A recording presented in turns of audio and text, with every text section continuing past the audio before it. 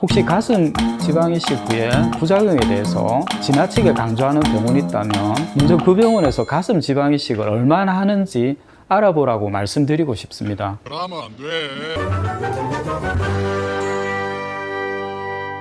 안녕하세요. 줄기세포 지방 이식 외길인생 김명감입니다. 오늘은 가슴 이식 후에 생길 수 있는 부작용에 대해서 걱정하시는 분이 많으신 것 같아 영상을 준비했습니다. 얼마 전에 수술 예정이시던 분이 유튜브를 봤는데 가슴 이식 부작용에 대해 보고 나서는 도저히 수술을 할 수가 없다고 취소를 한 적이 있었습니다.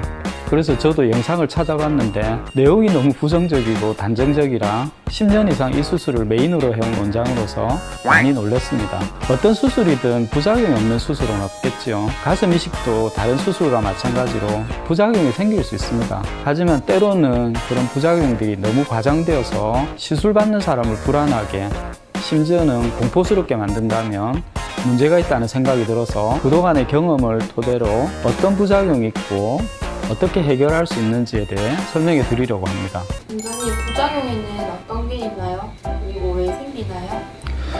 낭종이나 석회화, 지방괴사, 오일화 등이 있고요. 이게 용어는 다양하지만 한마디로 지방이 뭉쳐있다라고 생각하시면 됩니다. 가슴에 지방을 이식할 때는 250cc 이상의 많은 순수 지방이 이식되기 때문에 아무리 줄기세포를 사용하고 조직층마다 골고루 이식한다고 하더라도 일부 지방은 생착이 되지 못하고 흡수되면서 뭉치는 현상이 생길 수 있습니다. 그럼 이런 부작용들을 어떻게 해결하나요? 네, 크게 두 가지로 구분해 볼 수 있는데 먼저 해결이 간단한 부분은 낭종, 지방괴사, 오일화입니다. 이 세 가지는 거의 비슷하다고 보시면 되는데 이식된 지방이 생착되지 못하고 뭉쳐서 액체로 변한 상태라고 보시면 됩니다. 초음파로 보면 경계가 명확하고 동그랗고 검게 보입니다. 작은 것은 주사기로, 조금 큰 것은 캐놀라로 제거가 가능합니다. 뽑은 조직은 낭종, 오일화의 경우에는 투명하거나 노란색으로 보일 거고요. 지방괴사의 경우는 흰색의 액체로 보일 겁니다.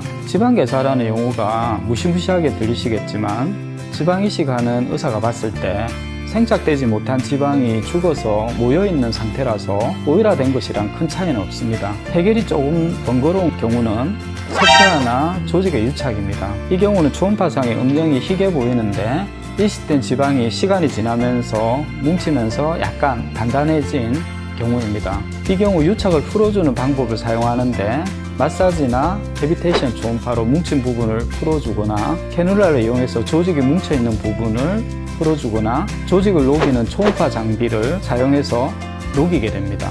대부분은 이 정도의 간단한 시술로 해결이 가능한 경우가 많습니다. 이렇게 해도 해결되지 않는 경우도 있나요?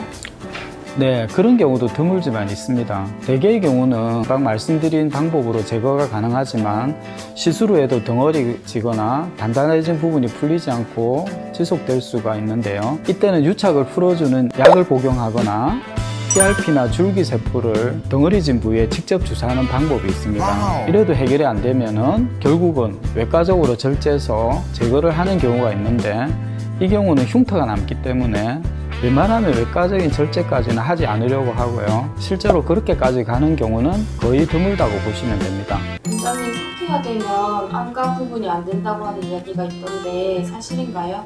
이 부분을 걱정하시는 분이 많으신데요.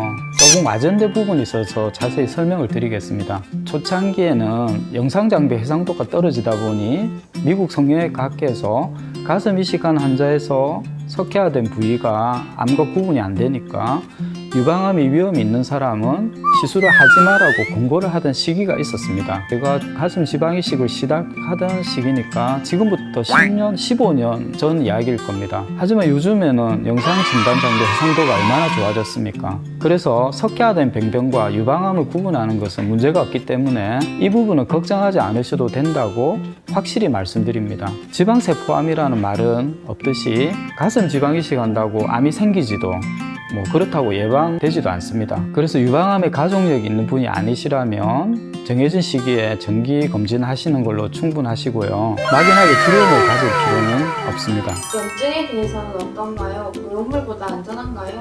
네, 맞습니다. 아무래도 자가 조직을 이용한 시술이다 보니 보형물보다는 염증에 대해서 안전합니다. 인체는 아무래도 뭔가 이물질이 들어왔을 때 염증 반응이 생길 가능성이 높아지니까 당연히 보형물 수술보다는 지방 이식이 더 안전하다고 볼 수 있죠. 다만 아주 드물게 가슴 이식 후에 염증이 생긴다면 이게 생명을 위협할 정도로 위험해질 수도 있습니다. 왜냐하면 보형물 경우에는 바로 제거하면 염증이 해결이 되지만 가슴 이식의 경우에는 조직층마다 골고루 지방이 주입되니까 이런 지방을 다 제거하기가 힘들기 때문이죠. 다행히 이렇게 염증이 심하게 진행되어 이식된 지방을 다 제거해야 하는 경우는 아주 드물고요. 저도 13년 수술하면서 딱 한 번 경험해 보았습니다. 그래서 수술 후에 먹는 약 잘 드시고 술, 담배 등 일반적인 금기사항만 잘 지키신다면 염증은 거의 오지 않으니까 안심하라고 말씀드립니다. 원장님 말씀을 들으니 부작용에 대해서 안심이 되는데요.